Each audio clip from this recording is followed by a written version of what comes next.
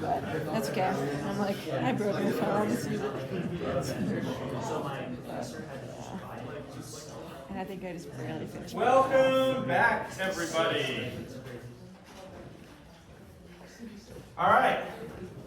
Yeah, so welcome back to Web Applications 1, or whatever it's actually called, Web Software Architecture 1. We have been talking for the last 2 weeks about security. We talked about security policies and implementing them in Django. And then we talked about security vulnerabilities and the way that hackers will steal all of your money. So now we're going to move on to talk about JavaScript. This is kind of sort of an awkwardly placed thing. I would kind of love to move on to talk about deploying stuff to AWS. That's what we did last year. But that would give you a fairly tough assignment that's due right as you're studying for finals. So we did a little switcheroo. We're going to talk about JavaScript, and then we're going to talk about deploying to the cloud after that. So apologies for the weird order, but that's how we go and do it. So today we're going to talk about JavaScript, and specifically, I feel like basically this whole lecture, this one today, is kind of like a beware of dog style of lecture. Okay? So you will remember that when we first started doing stuff with Django, I had like 4 slides on Python. And they were basically like, you will figure it out. It was like, a for loop uses the word for, and it's always a for each loop. Classes use the word class. You'll figure it out. Go get it. Okay? That's because I feel like, me personally, but I think a lot of people feel like this, Python, all told, a relatively sensible language designed by sensible people, and the stuff that seems like it should work often is what works. Okay? JavaScript's not like that at all. So actually this whole lecture is going to be the equivalent of those 4 slides. So this whole lecture is mostly going to be about like, this looks like it'll work. It won't. It'll, do horrible things to your computer, steal all your money, call those hackers and make them, get your website. So today we're going to be talking a lot about stuff not to do. It's going to feel a little weird. But then on Wednesday, we're going to talk about actually using JavaScript to do cool stuff. And then next week, we'll talk about more JavaScript stuff. Okay? That's kind of the outcome. Another thing I wanted to mention is that, again, due to kind of weird quirks of the schedule, we're like weirdly a little ahead of the homeworks. So we already finished the security lectures, but the security homework is due this Friday. I see people nodding. That's good. Okay, you're aware of when the homeworks are due. This is a big win, okay? As a professor, far from guaranteed that people know when your homeworks are due. Every 2 weeks, on the dot, same schedule. So we're going to be talking about JavaScript, but don't actually forget everything you learned about security, because you still have a homework assignment that uses something. You also have a final, but I know that's too far. Doing what I can with what I've got, okay? Students with like a 3-day time horizon. I'm trying to remind you, if you extend it to 4 days, if you look 4 days ahead, not 3, you will realize you can't just totally forget everything I said in the security lecture. Okay, so let's talk about JavaScript. So JavaScript is a programming language. It is unfortunately maybe the most widely used programming language. There are some services that pretend to track which languages are the most widely used. Frankly, it's all guesswork, but definitely it's one out of, I don't know, top 3 or 4.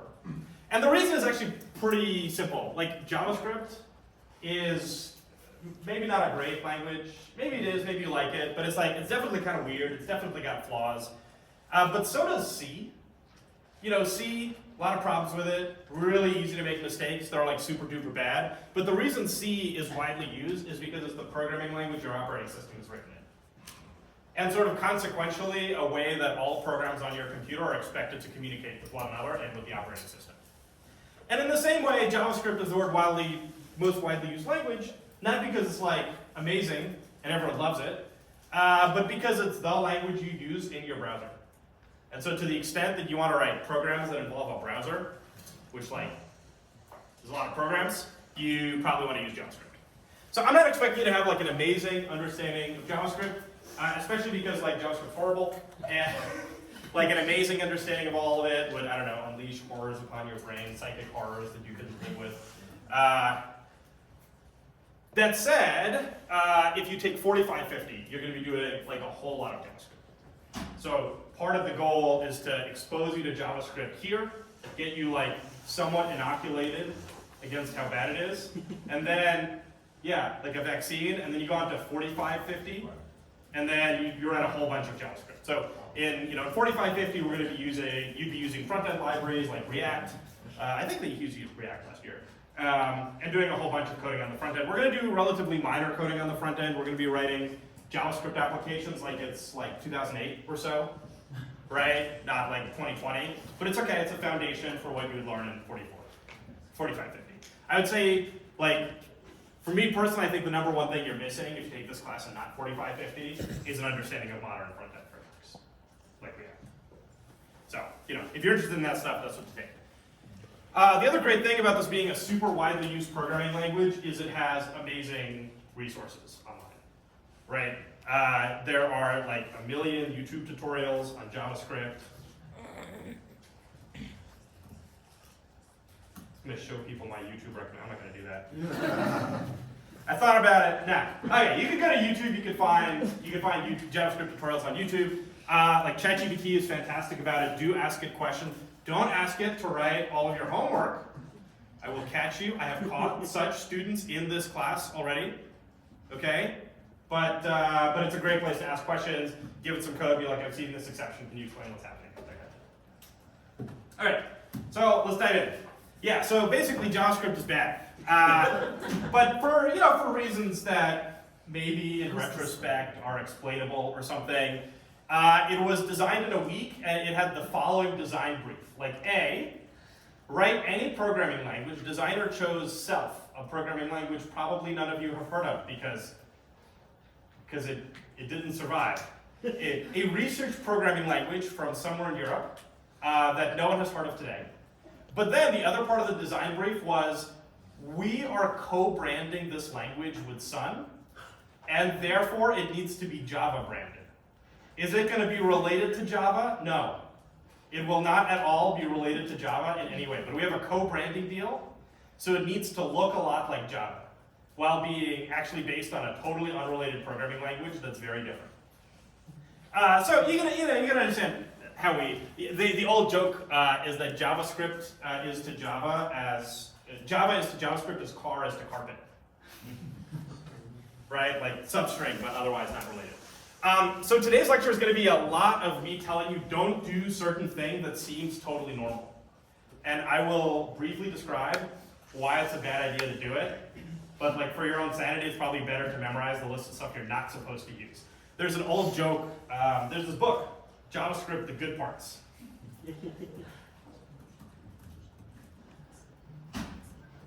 Yeah. There's this old joke. I'm sure, yeah. This is the joke. There's the old Rhino book, the JavaScript book, and then there's JavaScript, the good parts. You can see it's like a lot less. Yeah. The old joke is still funny, so I'm still talking in the lecture. Okay, so let's start with JavaScript source code. In JavaScript, every line ends in a semicolon, just like in Java. So here I've got a JavaScript interpreter up. I wrote an instruction, 1 + 1, I ended with a semicolon, it evaluated to 2. Good stuff. And I could do like, x = 12, great, etc. Okay, however, let's just start with the fact that in JavaScript, the semicolons are totally optional. You do not have to write them. However, if you don't write them, the browser will try to guess where you meant to put a semicolon. It will not always guess correctly. Right? There are ways to do this that would work and be sane. In Python, you can also write semicolons. And I didn't ask you to do that because Python's rules for guessing where to put them are saner than JavaScript's. But in JavaScript, you should probably always write the semicolons. Okay? So then, what else goes into a programming language? We got types. The types in JavaScript, fairly straightforward. Numbers, booleans, strings. One thing to note, all numbers are double precision floats. There are no integers. Weird decision, seems fine. There's also arrays, they're objects, there's no types, much like in Python. So you can have an array or an object where the types are mixed. So there's no problem with writing something like 1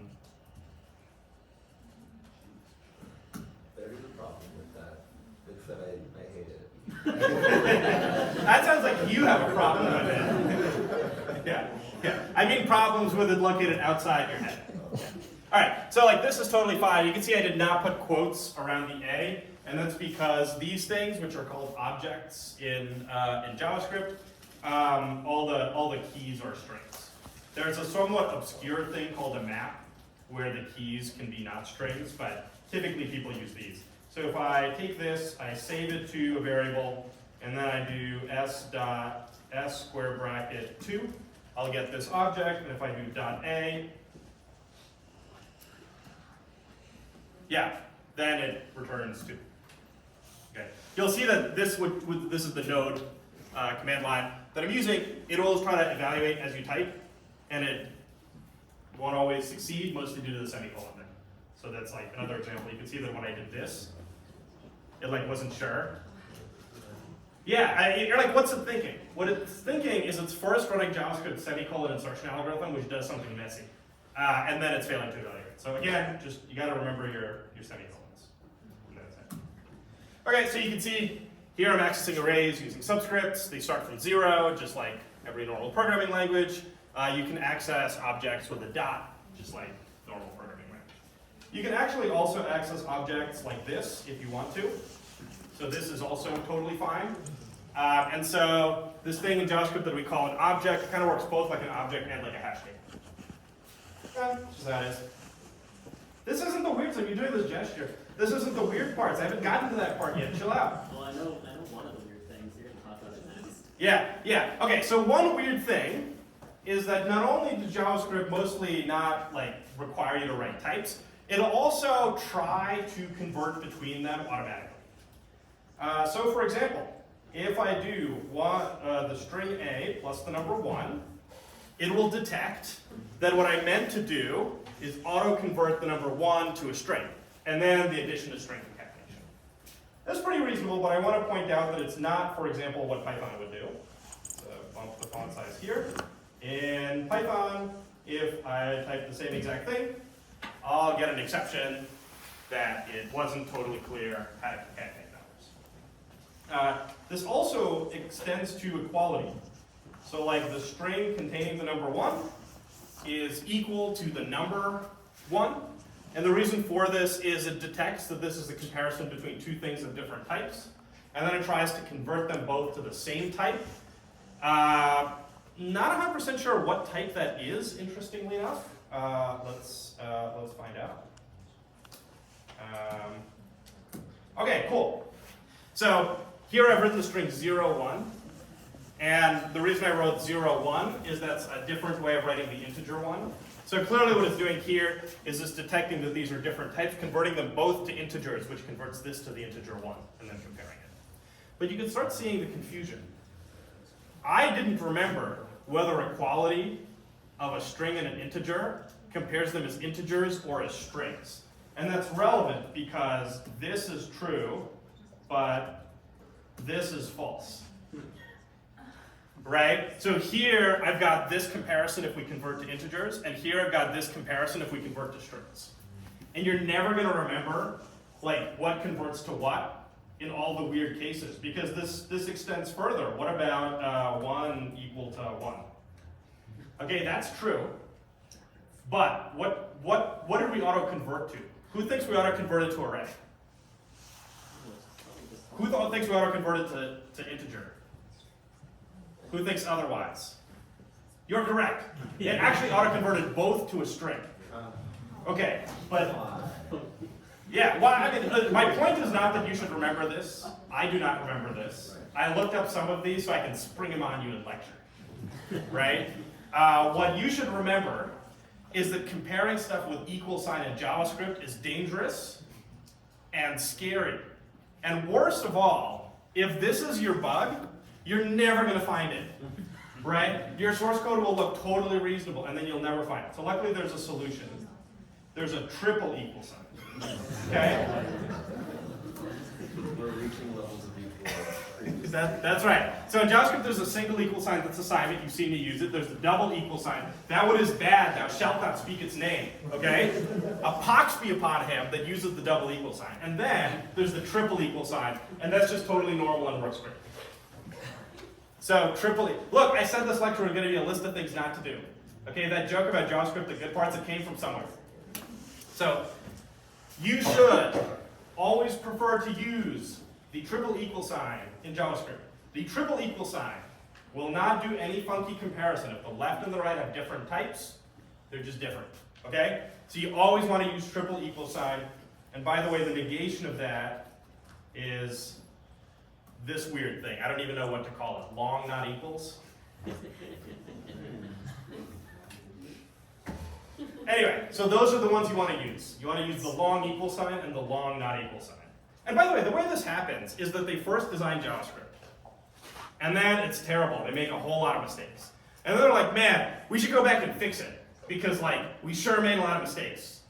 So then they add new operators that are like the fixed version of the existing ones. But one of the things the web never wants to do is break compatibility. Because out there in the real world are actual users who use actual websites that do not care about JavaScript semantics because they've never heard of JavaScript, right? And so you never want to fix those. So what JavaScript's always doing is it's adding new versions of existing stuff that are less broken. But then the new versions are usually weirder, like there's 3 equal signs, because they use the most obvious name when they did the first one. So I already mentioned that in objects the keys are always strings. And by the way, that's pretty weird because you get weird stuff like this. You could say, so here I created an object and it looks like the key is 1, but that key is actually auto-converted to a string. But then you can get really weird stuff like what if I have something like that? All right, man, what happens there? Well, you know that this is going to get auto-converted to a string, and that turns out to auto-convert to just the string A. It doesn't include the brackets for some reason. Yeah, just bad ideas in the past. So this is actually, oh, right.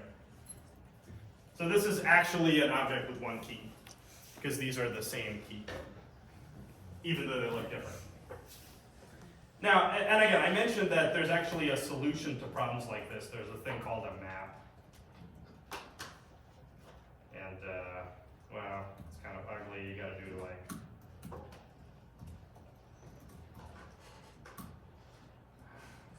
what is it, set?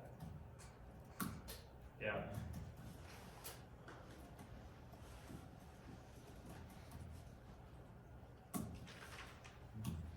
And now you got 2 different keys. Anyway, you don't have to remember this map thing. My main point is just that you're going to see this pattern repeated a lot, where there's a totally reasonable piece of syntax, and it's the bad one, and then there's a slightly weirder piece of syntax, and it's the good one. Because they added the bad one first, when they were making all the mistakes. And then, after they'd recovered a little bit from a mistake bender, they decided to start making good decisions, and those had to use the weirder syntax. Okay, so this is just where we start. By the way, there is this non-converting equality, and that one's good. You should use it all the time. There isn't a non-converting plus or minus or anything like that. Those are kind of just stuck with. So good luck. Okay, so numbers. Yep, numbers I mentioned are only floating point. You have no integers, but luckily, floating point numbers that use up to 53 bits are exact. So mostly you can use integers like normal. So if you do 1 + 1, that's 2. That's good, right? And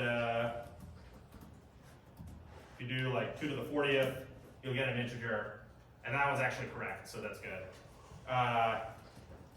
So all those work normally. But if the numbers are too big, you get something weird. So this can't be right, because 2 to the 60th is an even number. When you add 1, it should become an odd number. What happened? Well, it's just too big a number to represent exactly. So, all right, cool. Okay, so that's kind of weird. Mostly it isn't a problem. They've added big nums to JavaScript recently, but I'm not going to go into those. The thing you should worry about with numbers is that a lot of stuff with numbers auto-converts to strings. it's very common that you'll want to do math on numbers. One of the top 5 things to do with numbers. Right? But you will also be using plus for string concatenation. And the ways that interacts are bad and weird. So like if you add a number in a string, you'll do string concatenation. But if you subtract, since you can't subtract strings, that'll convert to numbers. And so you can write some code that seems to work correctly, then you change a minus sign to a plus sign, and now it does something insane. And then moreover, you might also do a division somewhere, and then when you divide a string that it can't convert to a number, you'll get a nan, or maybe you'll just get a 12 when you expected a 3. Anyway, just beware of this stuff. So the auto conversion is super scary. And moreover, the auto conversion does weird stuff. This is a string.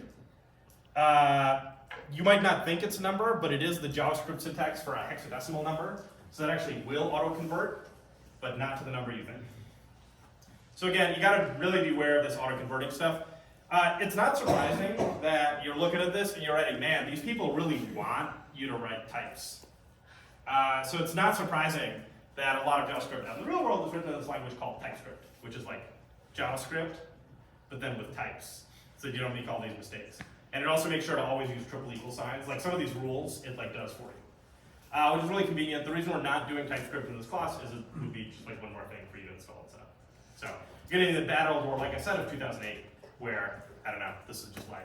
Yeah, sometimes you add numbers, you get a string out, it's just how it goes. Uphill both ways. Okay, let's move on to variables. In JavaScript, you do not need to declare your variables, but you definitely should. This is one more of those total misfeatures that you gotta avoid. So here in my terminal, I've been doing a lot of stuff where I assign to a variable that JavaScript has never heard of, and it's totally fine with that, okay? The way it's fine with that, though, this, by the way, is a feature of Python as well, right? In Python, you also don't need to declare variables. That's totally fine for everything. There's a slight difference. In Python, when you use a variable that's never been used before, it becomes a local variable in the current scope, which is super reasonable, so reasonable I did not bother explaining it. It's if you use this inside a function, it becomes a local variable in that function. So this is super reasonable. I didn't bother explaining it. I thought it was normal. In JavaScript, however, if you use a variable and it's not been declared, it's a global variable. This is real bad news. Because if you use the same variable that you forgot to declare in 2 different functions, then one of them calls the other, they'll overwrite each other. So, again, there's this nice feature in JavaScript where you don't have to declare variables. But actually, you definitely should every single time. There's basically never a good reason not to declare the variable. Okay? And when you do declare the variables, there's 2 ways to do it. As usual, there's a bad way and a good way. Okay? So the bad way, and I feel like it's just it's like the little angels on your shoulder. Right? One is telling you, don't declare the variables. It's faster. 4 less characters to type. And the other one is now you know that if you don't declare a variable, one day it's going to be a global, it's going to be bad. So this is just, this is just how JavaScript is. So one way to declare variables in JavaScript is with var, okay? var creates a variable in the current scope, so it's like local variable. This is the bad way, don't do this. There is also let. Let seems to work exactly the same way, except there's this one weird case with for loops where var does definitely the wrong thing. You don't want me to explain what exactly goes wrong because it's fairly complicated. The point is just, you don't use var, use let. Okay? You'll be tempted. Var is short for variable. It looks like it makes sense. Yeah, they got that one first. So you always declare variables and you always use let. You don't want to use var. This makes it sound like the difference is minor. It's like function scope versus block scope. But actually the whole ballgame is this weird thing with for loops. I'm just telling you, okay? You're going to go out there into the real world, okay? There are wild animals in the real world, okay? They're trying to get you. You just say, I want you to be prepared, okay? It's dangerous out there. Take this advice. All right. Another neat thing about let, though, this is like a positive reason to use it, other than the scary thing with for loops, is that you can destructure complex objects. So this is very common because it's really common for the output of a function in JavaScript to be an object. Since it's like so easy to declare object with relevant fields, right? So it's really common that your return value is something like, here's the answer, like, or here's the errors or something. So this is a fairly convenient way that you can do it. Basically, if you have some data structure, then you can declare its pieces like that. So what this did is declare a variable called S. What this did is declare variables A and B, which are each the parts of S. Can people in the back see, by the way? Cool. Okay. So you can do this, but especially conveniently, you can do object. So the first thing you can do is something like this. On the right-hand side, we have an object with keys named A and B, or fields named A and B. On the right, we're going to declare A, a new variable, to be the value of the A field, and B, a new variable to be the value of the B field. So if I do this, I got A and B. Does it have to match? Like They do. Now, if you don't want to match the names, you can do something like, so here, don't get confused, I'm declaring a variable called A thing and B thing. The A and the B are new variables. They're telling me where to get the values for A thing and B thing. If you haven't seen this before, it'll probably take you like, a few minutes to get it, but it should seem kind of second nature. As usual with JavaScript, the new stuff is often quite decent, and the old stuff is like horrible and scary. So this is new stuff. This is good. The last one I want to point out is this kind of weird syntax for taking multiple values from an array. Yeah. That's another great thing about let, by the way. It'll tell you, it's a syntax error if you reuse a variable name, and in a lot of other cases. So you're much less likely to make mistakes. All right. So here I've declared foo to be the first item, and rest to be the rest of the array. So this is also fairly convenient. And you can use this same syntax with the triple dots in a bunch of different cases. So for example, you can define a function that takes extra arguments and,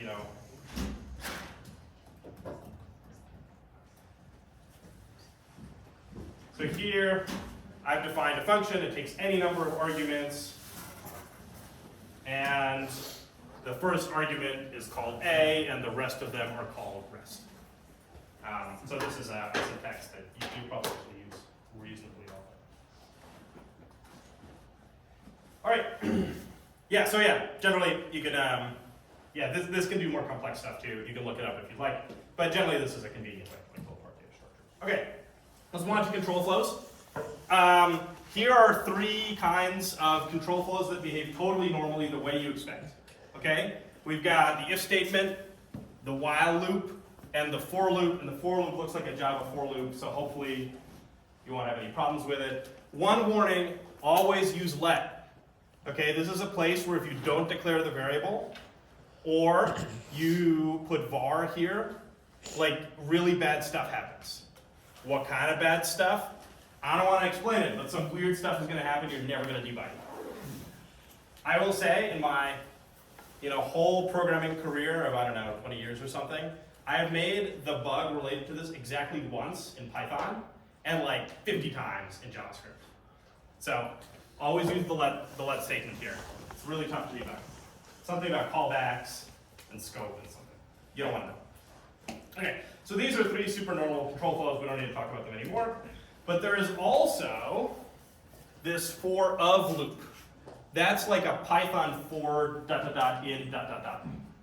Okay? So let me show you how this works. Let's say I have a data structure that's like 1, 2, 3, 4, 5. I can say for let I of s console.log I. And if you do that, it prints the numbers from 1 to 5. Totally the way you would expect. Okay? And this is another one of those cases where yes, please use the let statement. Like again, confusingly, it'll totally work if you don't, but it'll do something horrible. Yes? If you use the rest syntax to create the array and then call the for each loop, will it still do 1, 2, 3, 4, 5, or will it print out 1 and then the rest? So if I do, okay, I'm not sure what you mean. Maybe because you're not sure what you mean. That's okay. Okay. So one thing that you can do is you can do something like this.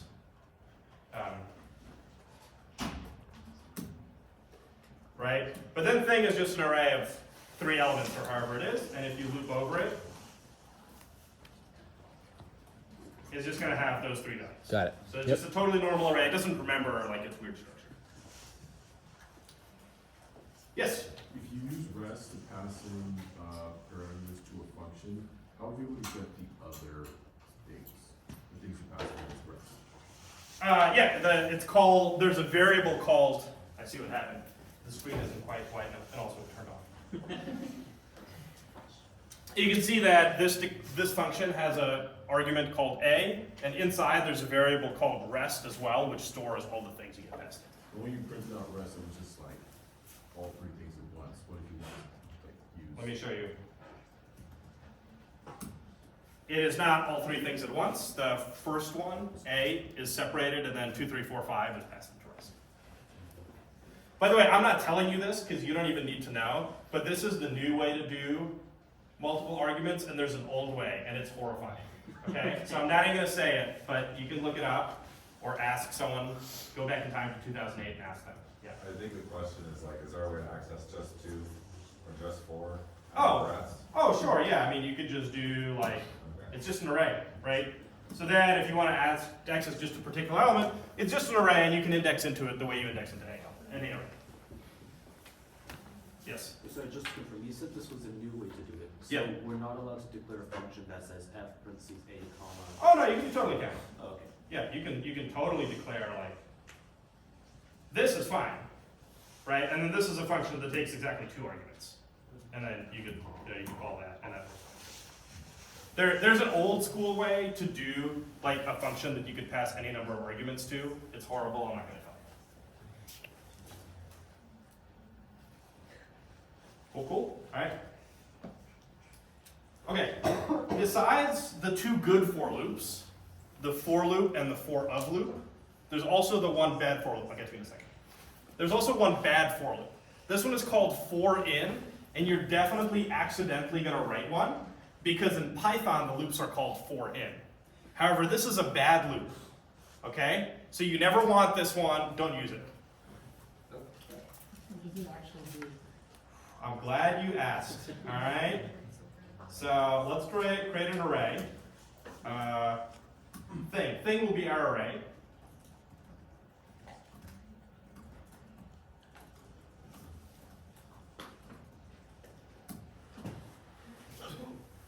You're printing the array. Oh, sorry. Yeah, I was just trying to figure out why that happened. Okay, so this seems to work totally normally, except, yeah, it's showing you the indices instead of the values. Now that might seem okay, but it can also iterate over objects and iterate over their keys. Right. But then, in this class, you're going to use a library called jQuery. And it's going to produce objects that kind of look like arrays, but are actually objects. And if you iterate over them in this way, you'll get the key 0, 1, 2, 3, 4, 5, and then 12 random fields of this object that you've never wanted. So, yeah, basically just don't use the for in loop. It might seem convenient in every case that you want to use the for in loop. Like, every case that you need the keys, just like type a few extra characters.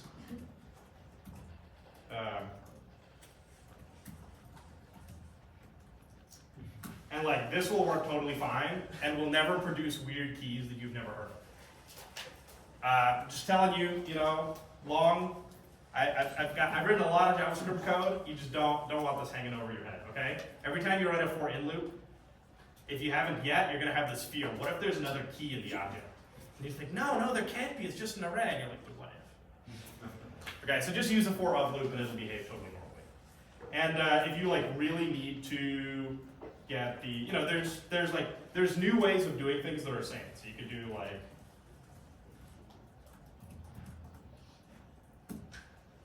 and this will yield key and thing. And then you could do like, oh, I didn't mean to iterate over an array.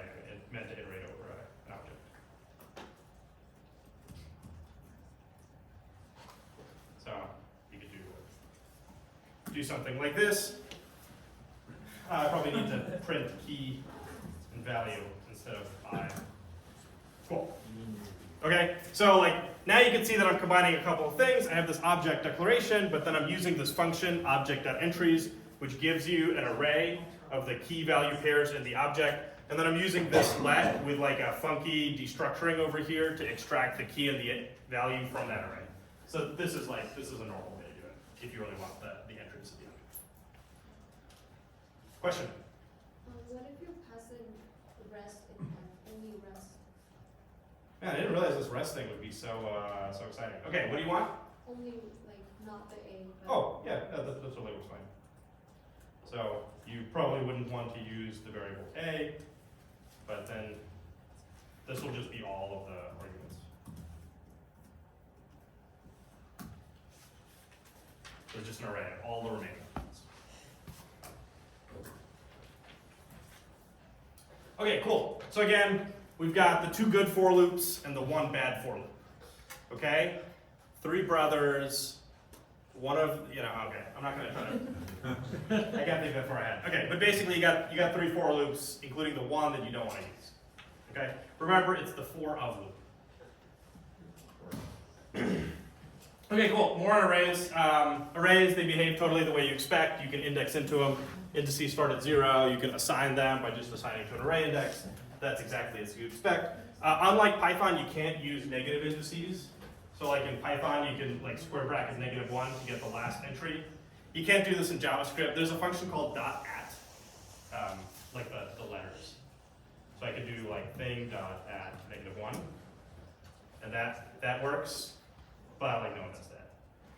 You just square bracket into it. And there's a bunch of other useful methods. There's push and pop for pushing and popping onto the end. There's sort for sorting stuff, but beware, it's pretty weird. There's concat, which concatenates. There's splice, which inserts one array inside another. It's like Python's extend. There's a map and a filter if you want to do some kind of functional transformations. And there's this entries field for iterating over an array. So sometimes you want to iterate over an array. Let's see. So here, if this is a for of loop, I will just get the values in the array. But if you want the index and the value, you can do thing.entries. Why do they have to pick Because they used in on the wrong thing, right? Like that's the answer, right? Because they made a mistake. Like usual, their first attempt was like way worse than you could have expected, right? So I don't know why it is the way it is, but just in JavaScript, typically their first attempt at any feature is like bizarrely wrong. It's like, look at any other programming language and how they do it, but they don't, they do something super weird. Will they not change it because they know that that will make it even worse because then everyone knows it as of and then... The web is an unversioned platform and is very committed to backwards compatibility. So once a feature is in, it can never leave. So, I mean, well, I don't know, but do you use the internet? Yeah. Yeah, okay, so like, I don't know. Sometimes I get students that are teaching compilers and we're talking about like the x86 ISA, and students are like, why don't we throw out this horrible piece of junk and like make something good? And I'm like, I'm sorry, all the stuff that wins is horrible pieces of junk. Like it sticks around long enough to acquire all like the horrible pieces of junk, Yeah. right? It's like the joke you see you run long enough to see yourself become the villain. Yeah. And if you write a lot of JavaScript code, you for sure will live long enough to see yourself become the villain. All right, let's keep going. This isn't even the scary part, so we should get to the scary part. Oh, it gets worse. Okay, one thing I do want to point out is that we're going to be calling a lot of APIs within the web browser. And these APIs, they often return something that's kind of like an array, but isn't.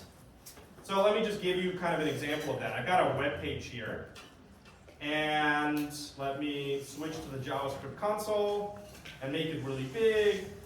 Here's a great JavaScript API, one of my top JavaScript APIs.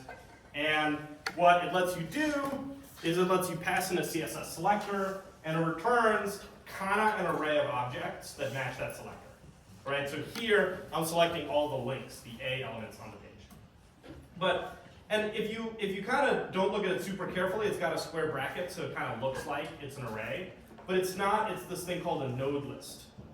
Okay, this is kind of normal. So again, a lot of JavaScript APIs, they return objects that you might be useful in some way, but then they pretend like they're arrays.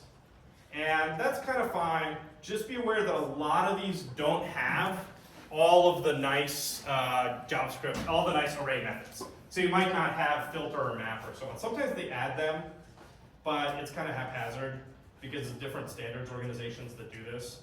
So like, there's no filter method on this array-like thing, even though there is a filter method on a native array, right? So this is an example of a function that's present on actual arrays and isn't present on these things that pretend to be arrays. And again, like, you know, sometimes they add individual ones, but they're always fine. There is the super convenient function that they finally added after years of people having to memorize this like weird 4 lines of code called array.from. And that'll turn any object that's pretending to be an array into like an actual array. So I can do, let's save this. And then I can do array.from links. And now this is like a real array. And it has all the nice real array functions that built it. So. Yes? Is it that inheritance was the thing when they created JavaScript? It was. Nice. Yeah. Yeah. There's reasons. The main other difference is that the objects you get from JavaScript calls are often live in a certain sense. So for example, if you have an HTML element, like object in JavaScript, it has a field called .children, which is its children. That array changes over time as you add and remove children from that node. But if you convert it into an actual array with array.from, that's no longer live, because that does a copy. So this is one of those underlying reasons. Anyway, the main thing you want to remember is that a lot of stuff that kind of pretends to be an array is not actually an array, it's this array-like object. And that is sometimes the reason why you think you should be able to call some method on it, but you can't. And if you run into that problem, you want array.from. Again, I'm really sorry that this lecture is just all the bad stuff in one go. But again, you know, we're going to inoculate you against it, and then we can talk about the good stuff later on. That's my pitch deal. Okay, so arrays. Finally, objects. These, luckily, are like kind of somewhat same. So you could do these curly braces. In Python, that defines a separate kind of thing called a dictionary. In JavaScript, it defines an object. And this is actually pretty convenient because you can use the dot syntax on it instead of having to like use square brackets. But yeah, this is typically used as a hash table anywhere where you need a hash table. And it's also often used if you like want to return multiple values. JavaScript doesn't have something like Python where you can return multiple values, but you can always return an object with several fields that are named something relevant. And you want to be aware of this one weird quirk, which is that the fields are always strings. So even if you think you're indexing into it with a number, you're actually converting that number to a string. This mostly isn't a problem, except with arrays. So just never put arrays as the keys of a hash table in JavaScript. You just can't do it. Yeah. Python actually won't let you either, so this isn't that weird. Except that JavaScript will let you and then do something weird. That's like the typical comparison here, right? Like every bad idea in Python would raise an error, and in JavaScript it'll just do the wrong thing. Some of the time, not all the time. Okay, let me pause here before we move on to the bigger weird things. Any questions so far about the syntax? The syntax hopefully is pretty normal. There's just a long list of stuff you gotta remember. Just to kind of summarize it very quickly. Okay, always write the semicolons, even though you don't have to, because it'll do something weird. Always use the triple equal sign, because the double equal sign will every once in a while do the wrong thing. Okay? Just in general, be scared of doing math in JavaScript. Be like very careful that your inputs aren't secretly strings, because weird stuff will happen. You don't have to declare variables, but you should. You can declare them with var or let. You should always use let. This destructuring bind is just good. There's the and for loops, always, always, always make sure to let bind this variable. If you don't, that's the weird thing with for loops that happens that I don't want to explain. And then, talking about for loops, there's the 3 kinds, Java style, Python style, but using of, and the bad one, the one that's there to trick you, okay? If you develop sort of a semi-hostile relationship with JavaScript, where you think of it as like kind of a somewhat evil gremlin that's constantly trying to come up with like reasonable looking syntax that instead does something bad, this is fine, right? I mean, but you know, like, I don't know, some people have pet dogs that bite people, like this is okay, right? So, I mean, it's not I'm just saying, like you learn not to do this stuff. So, yeah, don't get bit. Yeah, I mean, cats also scratch people all the time, right? So, yeah, just, you learn to avoid the bad stuff. All right, yeah, negative indices. Beware of array-like objects, which pretend to be arrays, but actually aren't arrays. You can convert from one to the other with array.from. It's kind of like a daemon summoning class. If you summon this daemon, it might actually be a different daemon pretending to be the one you want. You gotta like cage it with array.from. What daemon is one you want? I don't know. Okay, and then yeah, the string fields thing. And the string fields thing again, mostly isn't a problem. Just never use arrays as the key. Okay. Any questions about any of those? Awesome. Good. Okay. How much of this do we have to know for like the final or whatever? I mean, okay, the final will not be quizzing you on like evil things JavaScript is trying to do to you, right? That's not the kind of guy I am. I will make you write JavaScript on your final though, and we'll take off points if you like do one of these things and it doesn't work. Now, if you do one of these things and it does work, I guess, moment of grace. But yeah, if you do one of those things and it doesn't work, I'll definitely take a point of it and also laugh to myself, right? But then the reason to remember these rules is that you're going to have a homework where you write a bunch of JavaScript, and like, man, can that go off kilter if you miss one of these things. Like, just again, imagine if you had a programming language where when you added 1 and 2, you sometimes got 12. Okay? Like, how hard would it be to program in this programming language? Pretty hard, pretty hard. And by the way, like, the way this is going to happen, right? Just so you know, there's these things. If you make multiple of these mistakes, they can happen, right? No. So like, let I in 1, 2, 3. Console.log 1 plus I. Seems super reasonable, right? Cool. Why did that happen? Because let I be turned into. Yeah, because I here are the indices of this array, but array indices in JavaScript, like indices of all objects, are actually strings. So what you're getting is string addition, even though not a single string appears anywhere in the program, right? So again, but like, what was my mistake here? My mistake was using for in. Okay, if you don't use for in, you'll be okay. Could you also just do let's say int I instead of let, just because it never happens? You could do this. There's no int function. There's no casts like that. But you could stick a single plus sign in front of it. But you understand how this is like, we're just traveling down kind of a road of bad intentions, right? Because like one day you'll accidentally do that, and now like what's going on, right? But like it's even worse if for whatever reason you like delete that one, and now it's like incrementing I, just bad stuff happens, okay? So again, I would, yeah, don't start down this road of bad decisions. Just use the for of loop, and then you are protected. For of loops, they never touch the keys at all, so you just never have to think about, like whether the keys are auto-converting to strings. Cool. All right, so let's keep going. All right, imports. This is a new JavaScript feature, so it's only good. But implicit in this is that JavaScript didn't have imports at all for a long time, so you actually have to copy and paste all your code into one big file. Yeah. All right, so imports and exports, they work a lot like you'd expect. So you can see here that I do import, and then in curly braces I list all the functions that I want to import. And inside that file, which is just a relative path, I have export, and then in curly braces I have all of the names. You can actually see like really what's going on is you do import and then you give like a binding. And if you give a single object, if you do like import file from file.js, it'll give you an object called file with keys for every imported thing, like in Python. And if you do import and then curly brace and you name all the stuff, you import those functions. Typically people do imports of like specific functions. So this is actually just good. There's a lot of good reasons to use this thing. First of all, it's native in your browser.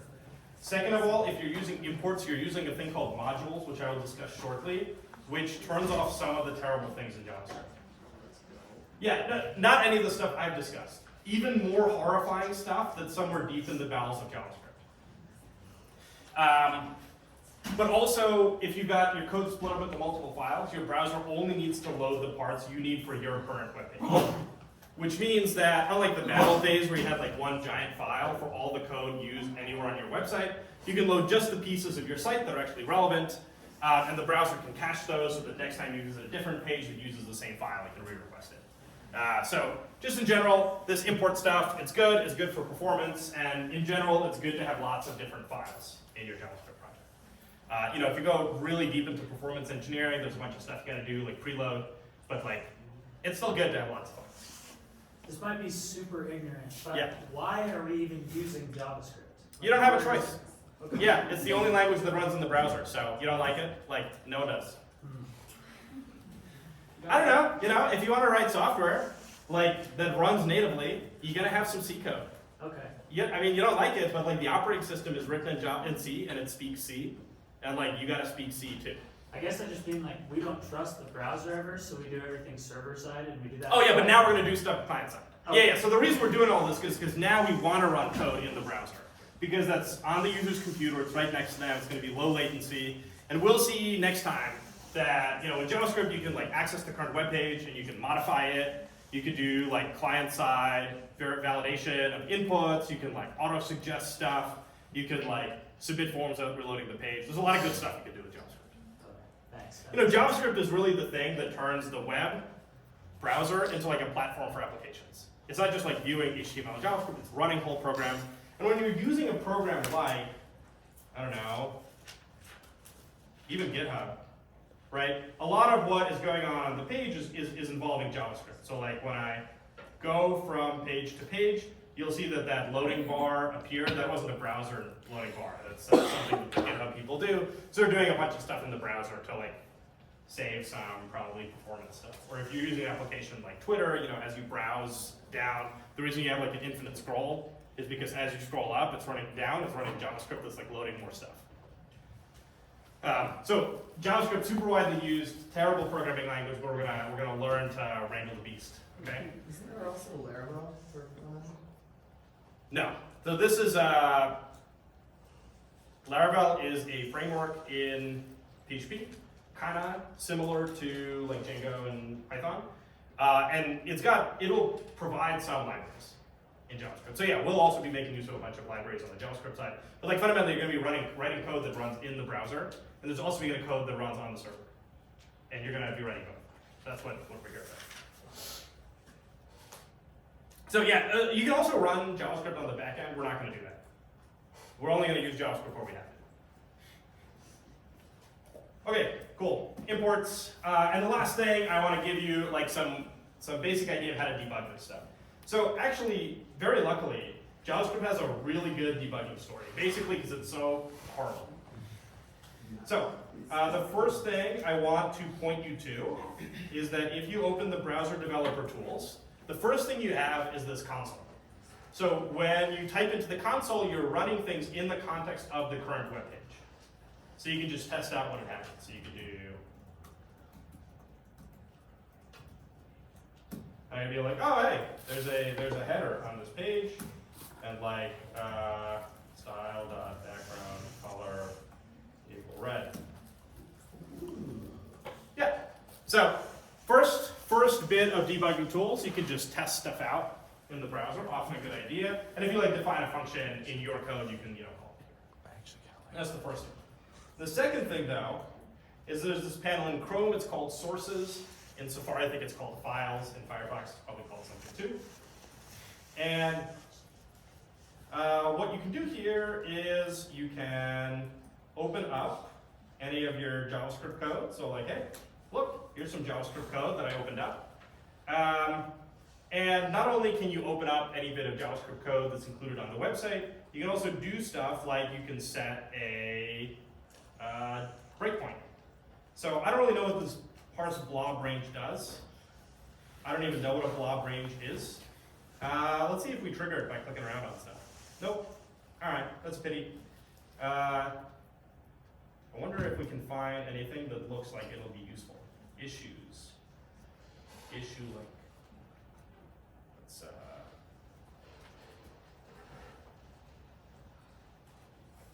hover cards are the reference type.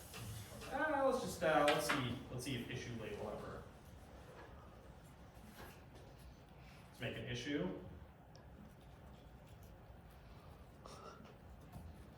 Let's see if we can just trigger the debugger to stop somewhere.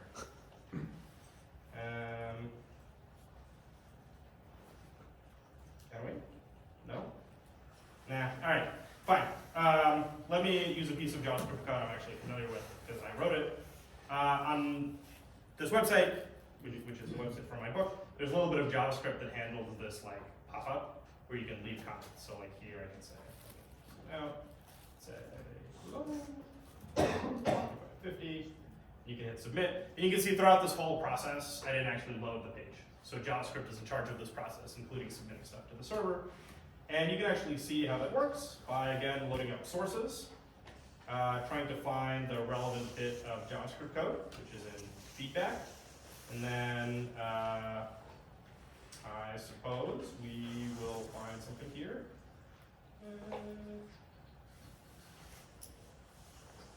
Yeah, prototype.tools.comment.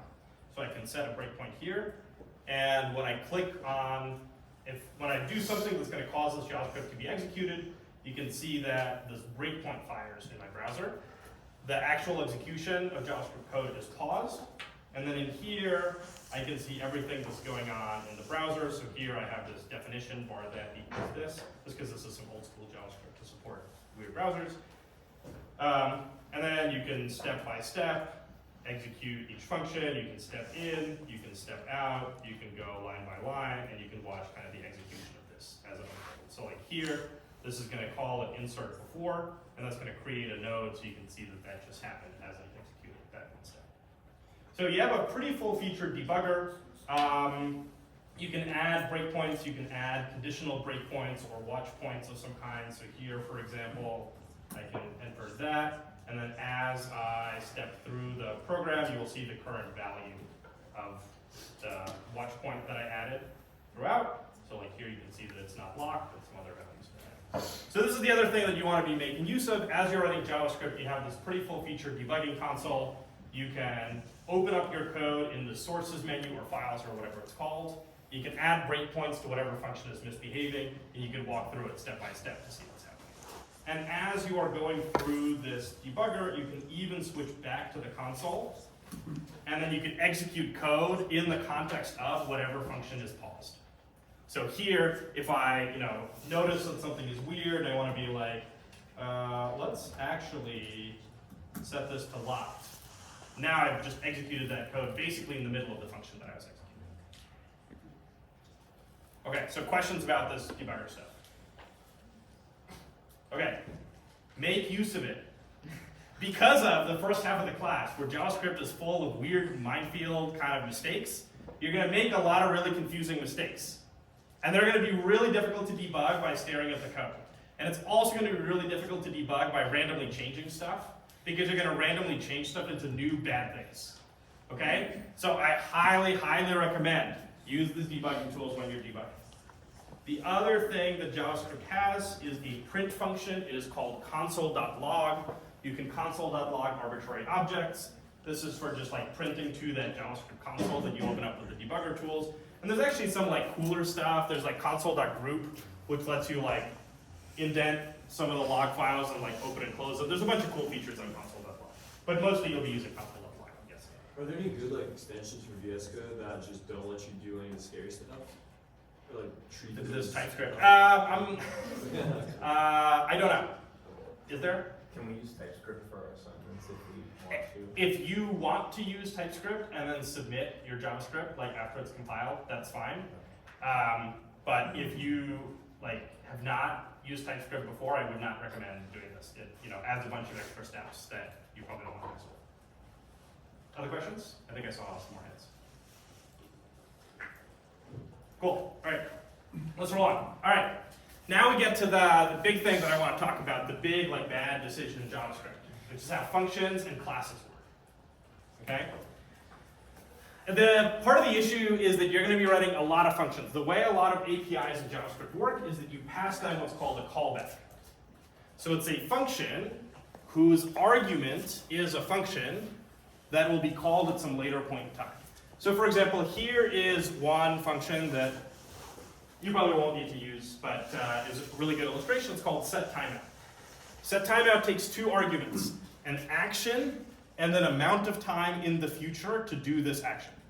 So this code says, in 1,000 milliseconds, so in 1 second, print the word hi. And you can see that the way that works is this first argument is an inline function. Okay, the syntax is a little tricky to follow. This open paren, that's part of calling setTimeout. This open close paren pair are the arguments to my inline function, which is that it does not take arguments. Then the arrow makes it an inline function, and then I have curly braces. So let me just demonstrate this in the browser. I'm going to let this run and actually turn off the breakpoint. And then I'm going to do set timeout. So here, let me bump this. People in the back see that? So this part here, that is the syntax to start a function. Open paren, close paren, that's the list of arguments. Arrow, it's called an arrow function, and then the curly brace. Then inside here, I can say console.log hi, and then run this in 1,000 milliseconds. So I gotta run this, and then nothing's gonna happen. And then 1 second later, it's gonna print the word hi. Cool. Okay, so what happened there again is that I'm calling a function setTimeout. SetTimeout takes two arguments, function and time, so I can also call it like this if I had a function named it. Okay, so far, so good. But as usual with JavaScript, there's a good way and a bad way. Yes? I'm just curious. Is that why it printed the number 2 because it has two arguments in the console? Or does that mean something? I don't know what the number 2 means. Yeah, I don't know. We can find out. This is a good demonstration of how to find out. So if you want to find out, you can use any of the online sources, but I strongly recommend MDN. It's easy to type, and unlike other sources, it typically actually has the correct facts, because the browser people are the ones who write it. Yeah, it says the setTimeout method sets a timer, executes a function or piece of code once the timer expires. You can see it has parameters, which is a function, and a delay, which is optional. And it looks like you can also pass extra arguments that are then passed to the function. And the return value, yeah, I knew this actually. This is old school. Is a positive integer, which identifies the timer created by the call to set timeout, and then you can pass it to clear timeout to cancel it. So now you know. Been a really long time since I ever needed to use that, but yeah. I mean, this was like sort of weird JavaScript API stuff. But yeah, you get a thing out that you can pass to a different function to cancel it. So like, yeah, I mean, we could even try that, right? We could set this to run, but then also save the timer ID and then clear timeout TID. And now we're going to start a timer, but immediately clear it, and so it won't print anything. So now that's what that return value is. So I assume every time you call set timeout, you probably get a new one. So is this used for like time errors, like if something takes too long to load? Yeah, that's one way that you can use this. Right? You set a timeout and say like when a certain amount of time passes, I'm going to tell the user that it's an error and cancel some kind of operation. Cool.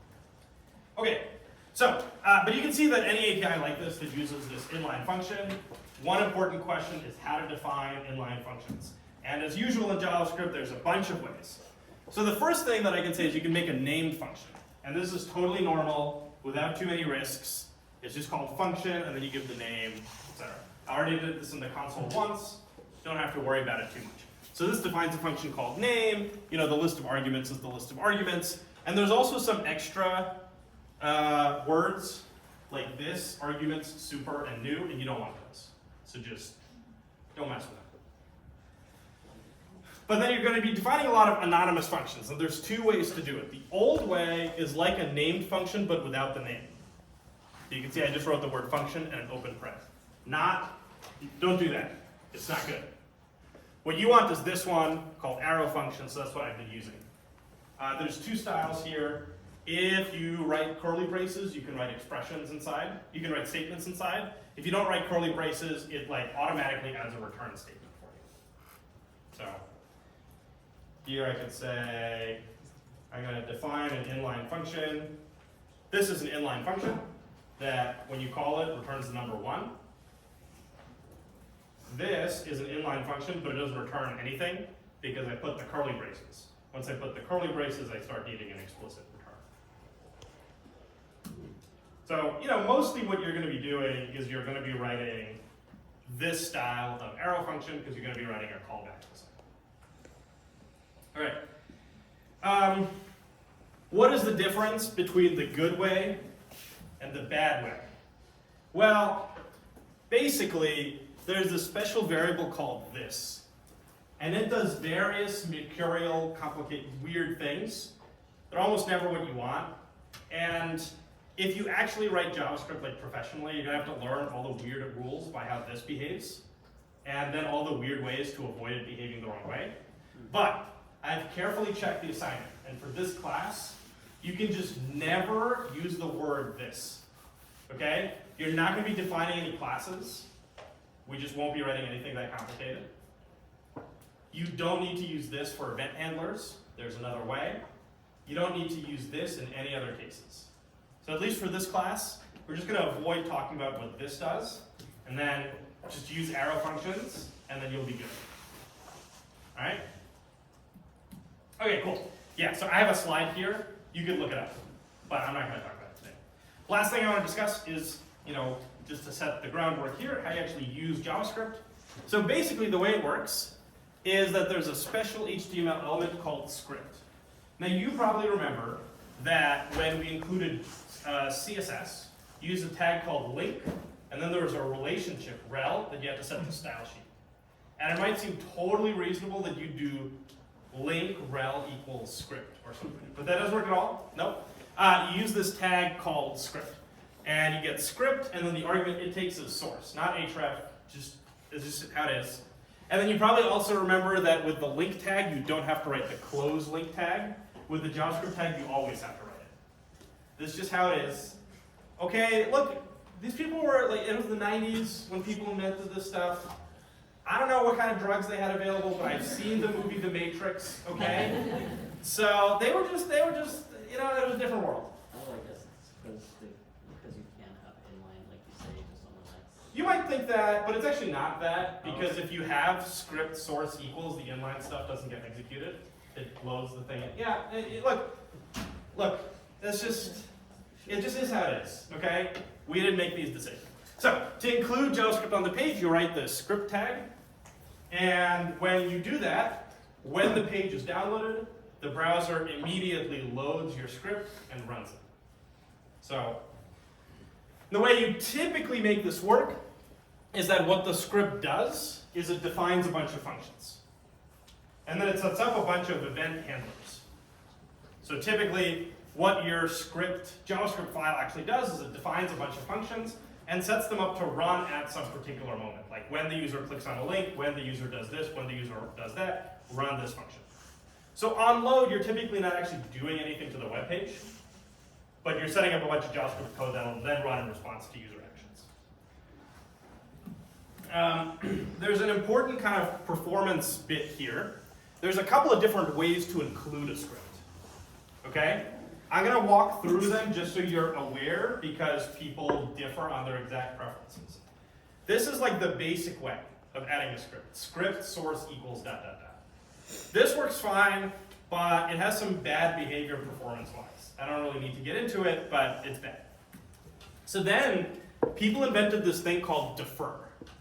You can write script defer source equals ... And this changes some stuff that I don't want to discuss, and it's faster. So then you might prefer this thing. There's also this attribute called async, which allows it to run even after page load. If loading the JavaScript file takes too long, I wouldn't normally recommend that, but it's useful for stuff like ads. So then there's this script defer thing. But the one we will be using in our class is this thing called type equals module. Okay? So what this does is basically changes JavaScript to this different mode called module mode. Module mode turns off a bunch of really bad stuff that, like I haven't even mentioned, just worse stuff than all the stuff I've mentioned. And then it turns on a couple of nice things like async await. And it uses something called strict mode, which makes a couple of more things produce errors instead of doing something weird. And when you do type equals module, it also implies defer. So broadly speaking, I mean, first of all, I think kind of the future is everyone's going to be writing modules. They're just better defaults that are saner, but they'll also protect you from a bunch of kind of weird mistakes. So basically the way this works is you find some,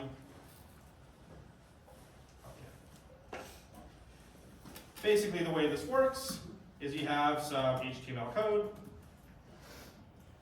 and inside it you write script type equals module source equals.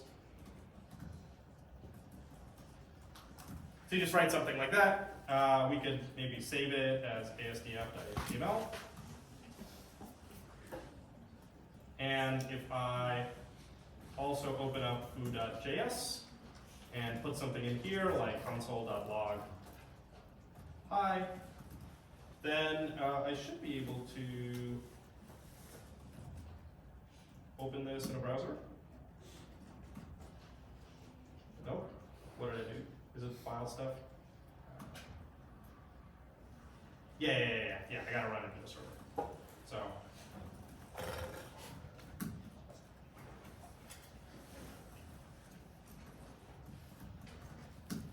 Cool, okay, so I loaded this page and you can see down here, it said hi. So, as promised, what the browser did is it loaded the page and it immediately executed the JavaScript. And of course, what you typically do is you wouldn't say hi. Though, you know, some companies will put like, if you're reading this, you should apply for jobs at that. Yeah. Maybe you've seen it. But typically what you're doing is something like, you know, hover tool tips. And then you do something like document.query select all A.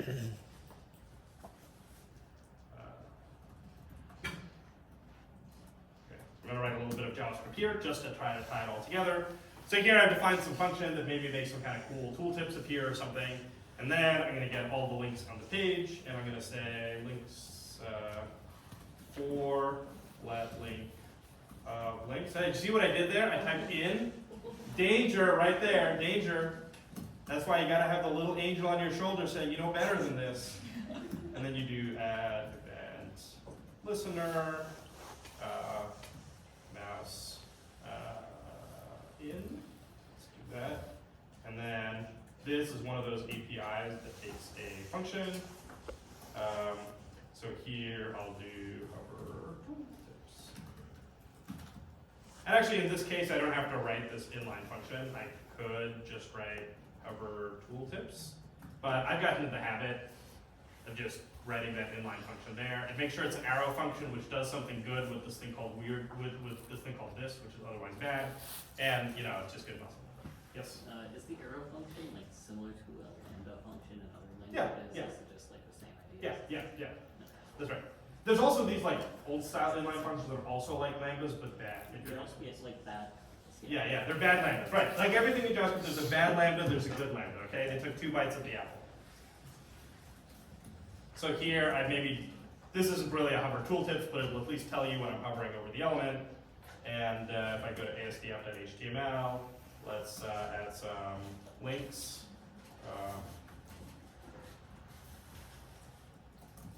a link. So we now have this page, and then when I hover over it, it doesn't do anything. That's a bummer. Well, let's see how we debug that. I guess this is as good a demonstration as any. So I open up foo.js, and I've set a breakpoint right here. And when I reload the page, I check what is in links.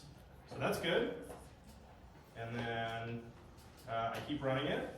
So here I can check what's linked. Normally you get a little window that lists all the variables, but I have to zoom in a lot so that you all can see it. So I will do this.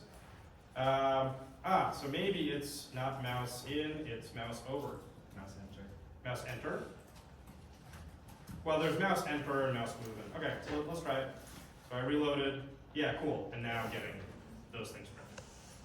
So again, you can see that this file that I've included, it has this characteristic structure where it first has a bunch of function declarations at the top. And then at the bottom, it sets up those functions to be called when the user takes various behaviors. All right, so that's all I wanted to tell you about today. Yeah, you can see this typical setup. That's the same thing I did in the slides. So when you write JavaScript, remember the long list of bad, evil things. And they're very tempting. They're intended to look like good things to do, but they're bad. On Wednesday, we will start actually doing some stuff with JavaScript as opposed to just being full of fear of it. I think it's appropriate. The first lecture is just to scare you, but eventually you have to do something with JavaScript. We'll cover that on Wednesday.